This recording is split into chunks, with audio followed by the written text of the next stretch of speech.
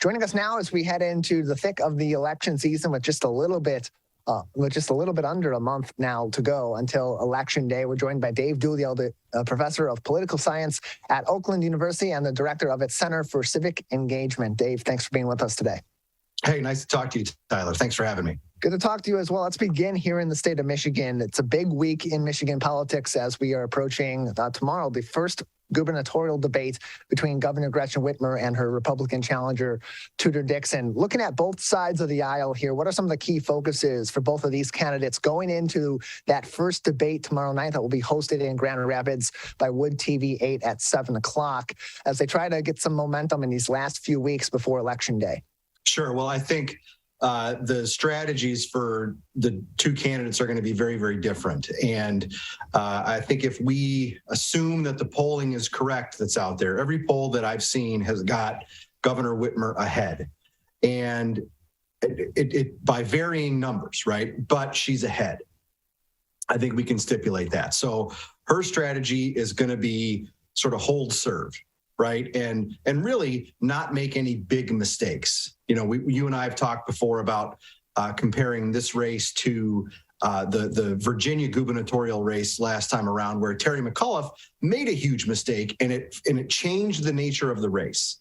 So Governor Whitmer is a good politician. She's a good candidate. She knows not to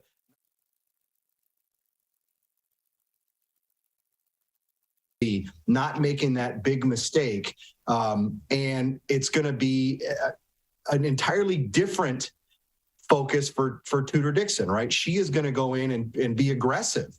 She's going to go and try to knock Governor Whitmer off her perch. She's going to try to make it so that she brings her down a couple notches. That's really where Tudor Dixon needs to be at the moment, where she is trying to gain ground on an opponent that's got a lead. Yeah, it's a narrow lead according to some of the more recent polls between Governor Whitmer and Tudor Dixon. Previously, in the last couple of weeks, it's been well over 10%, nearing and in some cases over 15%.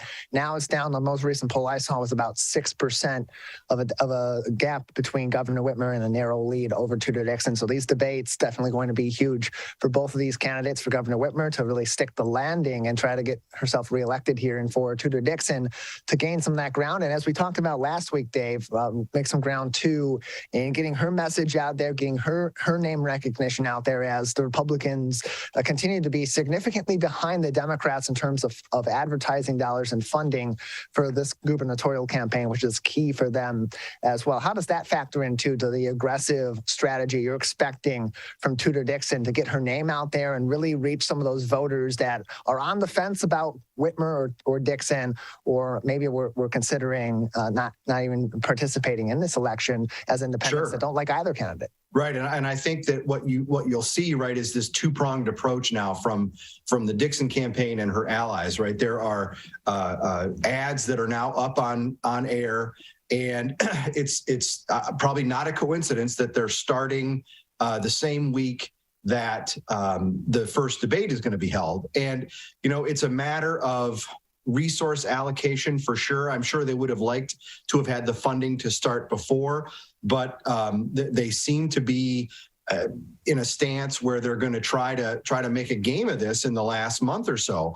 The question that is on everybody's mind is, are opinions already hardened, right? That about either candidate, really, but I think from the Dixon campaign, you know, has opinion of the electorate hardened around her before she's had a chance to really talk to the voters, right? Before the debate, before the campaign has been up on the air, the Whitmer campaign and its allies have been, as you know, just hammering away at Tudor Dixon on the issue of abortion and other things, really, I think, defining Tudor Dixon before Tudor Dixon could define herself.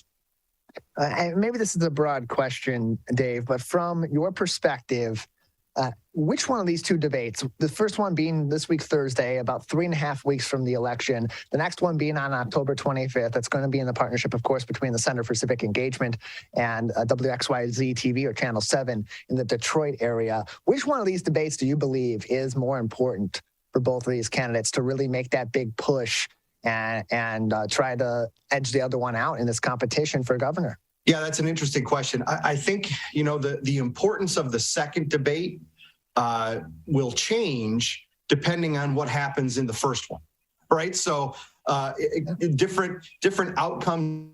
When let's say that it goes off without a hitch for the Whitmer campaign, and Tudor Dixon maybe scores a few points, I think then the pressure really ramps up on the second one to have Tudor Dixon just come in and be even more aggressive to try to make up that ground that maybe wasn't gained in the first one. But, let's say that Governor Whitmer's off her game and she does make a mistake. Well, then debate number 2, all the pressure's on her, right? So I think it's going to be a useful exercise. It's going to be an informative exercise for the public to watch these two candidates stand next to each other and have to defend their records, defend their statements, talk about their vision, right? This is something that we don't always get. And because in the absence of these debates, what happens is that the campaign is fought out in dueling television ads, and the Whitmer campaign's talking about one set of issues, the Dixon campaign is talking about another set of issues. And they're sort of talking past each other. These are really important for folks to pay attention to because they get to see the candidates talk about the same issue at the same time. We're joined by Dave Dulio, professor of political science at Oakland University, and also their director for the Center of Civic Engagement at Oakland as well. And another key race, a couple of key races we're looking at in the state of Michigan. Certainly, District 7 between Alyssa Slotkin and Tom Barrett is the key race across the state. We're seeing a lot of these individual races, particularly in the House. That are getting a lot of outside money flowing in to impact those, because this is a key state and has been last several elections. How does that rash of outside money for this campaign between Slotkin and Barrett and other campaigns such as Gibbs versus Schulten in the old Pete Meyer seat on the west side of the state, how does that really speak to just how important of a state Michigan is in U.S. politics at this moment in our history? Sure. The importance of Michigan as a political state here or in our politics is once again on display. And it happens every election cycle. In the presidential years, no brainer, right? We are a competitive state. Candidates are going to visit and they're going to battle it out for our now 15 electoral votes. But in midterms like this, especially after redistricting, right? The process that Michigan went through last year. We've got a shakeup in these U.S. House seats at a time when the GOP is looking to try and flip control of that chamber. They need a handful of seats to try to take away from Democrats and get into the hands of Republicans. And you're seeing a bunch of money flow in from both sides on that fight very clearly. And the Slotkin-Barrett race, that is the number one race in the country for outside money. In fact, I'm looking at that total right now. $12 million of outside money, right? So it's not even what the candidates have spent, but $12 million from the national parties, from super PACs, right? So $12 million flowing into that one House seat. And then, of course, you've got other competitive races. The Kildee Young race in the sort of Flint-based district has got a bunch of money flowing into it. One that is surprised, and both of those are obviously Democratic-held seats that Republicans are trying to get oust those incumbents, oust those sitting office holders, and get their candidates into. A couple of surprises for me are the 10th congressional, the new 10th congressional district where John James is running against Carl Marlenga. There has been a little bit of outside money flowing in there to help John James, but not a penny from outside money to help our Carl Marlinga.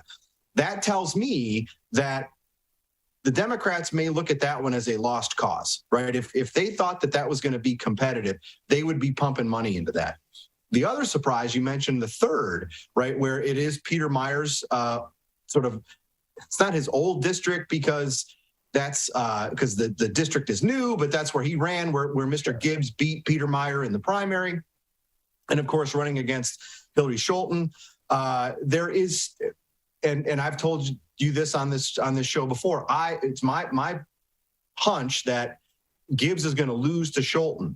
But Democrats are pumping money into that one, which is curious because, you know, they tried successfully to get Gibbs over the finish line in the primary. Yes, the Democratic National Party spent money to help John Gibbs, a Trump-backed Republican, over the finish line in that primary against Peter Meyer. Now they are spending money to defeat him, right? So they spent about $500,000 in the primary. They've spent about $1.5 million more in the general.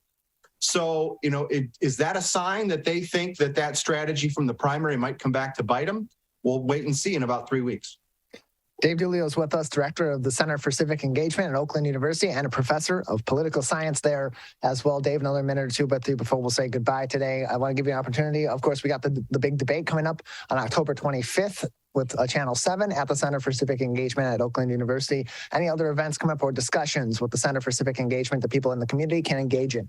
Yeah, thanks, Tyler. We've got the same day as the debate. It's going to be a busy day on OU's campus on 10/25. We've got Civility Day, which we've talked about before. We're going to have a partnership with the Civility Project that's run by Nolan Finley and Stephen Henderson. We're going to have a great string of speakers and presenters and discussions about civility in public life from about 9 a.m. to 2 p.m.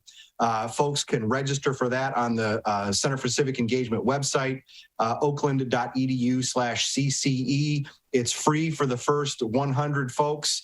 We've got a few slots left. There are, that includes lunch. Come out, get a free lunch, listen to some really great speakers. And I'll also say too, we had a wonderful civil discussion about abortion last night. It was virtual. I'm going to post the recording to that to our Facebook page, LinkedIn page. You can find us if you want to check that out, between two wonderful speakers, passionate yet civil. Really great discussion. Oakland.edu/CCE for more information and events. Dave, thank you so much for joining us. Thanks, Tyler. See you next week.